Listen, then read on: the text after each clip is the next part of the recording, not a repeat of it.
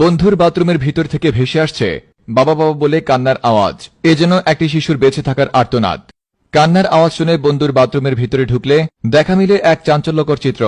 আর সেটা হলো বন্ধুর বাথরুমের পানির পাইপের ভিতর থেকে ভেসে আসা চিৎকার, বাবা আমাকে এখানে ফেলে রেখে গেলে কেন, আমার কি দোষ ছিল। এ ব্যাপারে বন্ধুকে জিজ্ঞাসাবাদ করার জন্য বন্ধুকে খুঁজতে গেলে বন্ধুকে সেখানে খুঁজে পাওয়া যায়নি। এ ব্যাপারে বন্ধুর সাথে থাকা বন্ধুর রুমমেটদেরকে জিজ্ঞাসাবাদ করা হলে তারা জানায় বন্ধু একটু পরপর নাকি মোবাইল নিয়ে বাথরুমে ঢুকে, এর বেশি নাকি তারা কিছুই জানে না। বন্ধুর বাথরুমের এই বাবা বাবা বলে চিৎকারের আওয়াজ নিয়ে বিস্তারিত দেখুন রিপোর্টার জনি মজুমদার সেন্সের রিপোর্টে। বাবা বাবা বাবা, রিপিটেডলি এরকম অনেকগুলো বাচ্চার চিৎকার, বাবা বাবা বাবা।